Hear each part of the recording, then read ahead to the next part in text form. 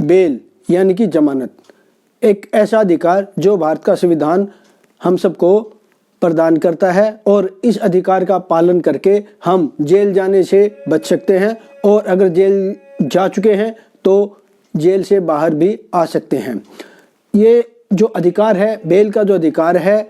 इसका प्रयोग करके हम न्यायालय में एक बेल एप्लीकेशन फाइल कर सकते हैं और अग्रिम जमानत के तौर पर बेल एप्लीकेशन फाइल करके जेल जाने से बच भी सकते हैं और अगर जेल जा चुके हैं तो रेगुलर बेल की एक एप्लीकेशन मूव करके बाहर भी आ सकते हैं। तो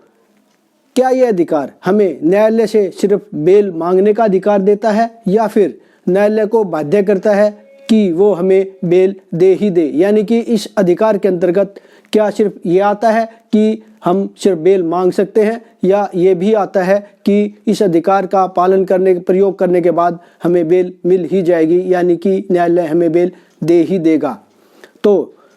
ये सब जानने के लिए और इसके अलावा बेल कितने प्रकार की होती हैं, किस किस कोर्ट में लगाई जाती हैं और किस जुर्म में यानी कि किस अपराध में कौन सी बेल एप्लीकेशन आपको मूव करनी पड़ेगी, ये सब जानने के लिए आप बने रहिए इस वीडियो में मेरे साथ लास्ट तक।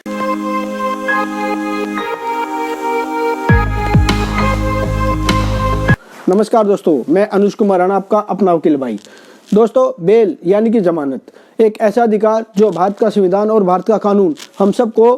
प्रदान करता है और बेल यानी कि जमानत एक ऐसा अधिकार है जो आपको जेल जाने से बचा भी सकता है और अगर आप जेल में जा चुके हैं तो आपको जेल से बाहर भी ला सकता है। तो सबसे पहले मैं आपको बता दूं कि बेल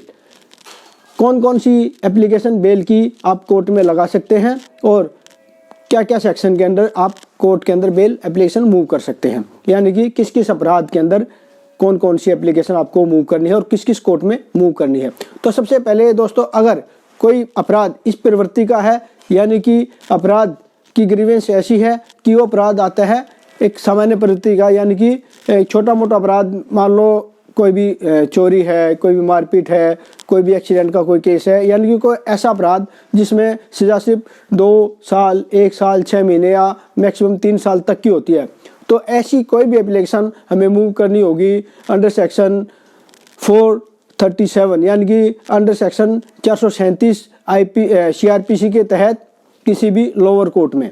यानी कि मेट्रोपोलिटन मैजिस्ट्रेट। अगर दिल्ली की बात करूं तो मेट्रोपोलिटन मैजिस्ट्रेट, अगर आप हरियाणा या यूपी से बिलोंग करते हैं तो CJIM कोर्ट, जो यानी कि लोअर कोर्ट जिसको कहते हैं। तो उसके बाद अगर कोई अपराध इस प्रवृत्ति का है यानी कि कोई गंभीर अपराध है जैसे मर्डर है, डकैती है और यानी कि कोई अपहरण है, तो इस प्रकार का कोई अपराध अगर कोई व्यक्ति करता है तो उसके लिए जो बेल एप्लीकेशन मूव करनी पड़ती है वो जाएगी अंडर सेक्शन 439 यानी कि सेक्शन 439 CRPC के तहत। और ये एप्लीकेशन दोस्तों किसी भी स्टेट की सेशन कोर्ट के अंदर ही मूव आपको करनी पड़ेगी और सेशन कोर्ट ही इस एप्लीकेशन पे सुनवाई करके अपना फैसला सुनाएगा। और एक होती है दोस्तों अग्रिम जमानत, यानी कि गिरफ्तारी से बचने के लिए आप कोई भी एप्लीकेशन कोर्ट में मूव कर सकते हैं और अपनी गिरफ्तारी को चुनौती दे सकते हैं। इस अग्रिम जमानत के ऊपर मैं पहले भी एक वीडियो बना चुका हूँ, इससे पहली जो मेरी वीडियो है वो अग्रिम जमानत से संबंधित ही है, आप उसको एक बार देख लें तो आपको पूरा समझ में आ जाएगा दोस्तों। तो दोस्तों ये तो थी एप्लीकेशन और कहाँ पे लगानी है और किस अपराध के अंदर कौन सी एप्लीकेशन आपको मूव करनी है। इसके अलावा अब सवाल ये उठता है कि ये जो बेल एप्लीकेशन यानी कि जो अधिकार हमें कानून ने प्रदान किया है वो हमें क्या बेल दिलाने की गारंटी लेता है? यानी कि अगर हम कोई बेल एप्लीकेशन कोर्ट में मूव करते हैं, वो कोई भी हो, सेक्शन 437 में हो, 438 में हो या 439 में हो, तो क्या ये अधिकार हमें प्रोवाइड किया जाता है या ये अधिकार मिल जाता है कि बेल न्यायालय को हमें देनी ही पड़ेगी या सिर्फ हम न्यायालय से बेल मांग सकते हैं?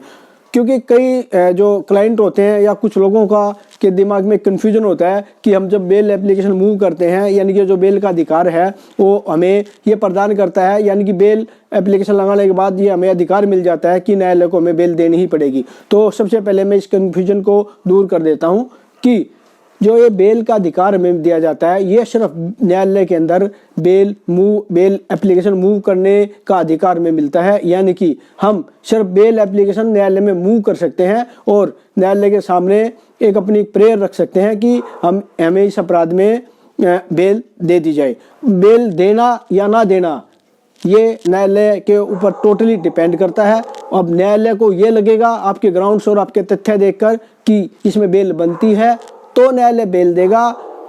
अगर नहीं बनती तो न्यायालय इस बेल एप्लीकेशन को आपकी डिसमिस भी कर सकता है। दोस्तों, तो ये कन्फ्यूजन है जो बहुत सारे लोगों में, कई सारे क्लाइंटों में मैंने देखा है, खुद भी देखा है और कई लोगों से मैंने जो बात करता हूँ तो पता चलता है कि लोगों के दिमाग में एक कन्फ्यूजन और भ्रम रहता है कि ये जो बेल एप्लीकेशन है या इनकी बेल का जो अधिकार है, बेल के अधिकार का पालन करने के बाद हमें बेल मिल ही जानी चाहिए। तो दोस्तों, ये मैं स्पष्ट कर दूं कि बेल का जो अधिकार है, सिर्फ हमारे पास इतना अधिकार है कि हम अपने बचाव में बेल एप्लीकेशन कोर्ट में मूव कर सकते हैं और अपने जो भी ग्राउंड बनते हैं, जो भी तथ्य हमारे पास है, कोर्ट के सामने रखेंगे, जिरह करेंगे यानी कि आर्गूमेंट करेंगे और उसके बाद अगर कोर्ट को लगेगा कि हमारे आर्गूमेंट में दम है तो न्यायालय में बेल दे देगा, अदरवाइज तो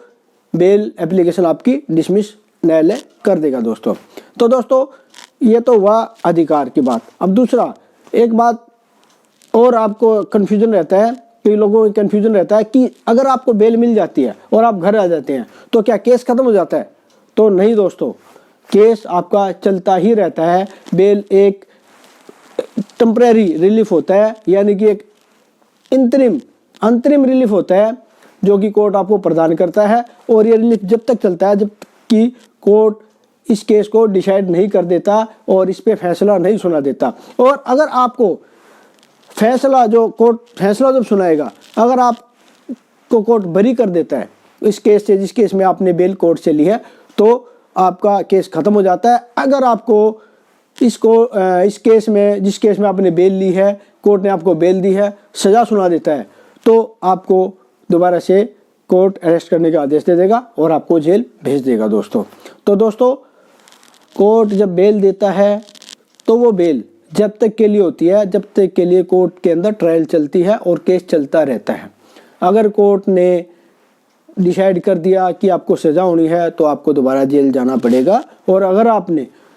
अगर आपको कोर्ट ने बरी कर दिया, लास्ट में फाइनल डिसीजन जब आता है, कोर्ट का जजमेंट जब आता है, अगर आपको कोर्ट ने बरी कर दिया तो ये आपका केस वहीं पे ख़त्म हो जाता है। तो दोस्तों, ये तो थी बेल यानी कि जमानत का अधिकार।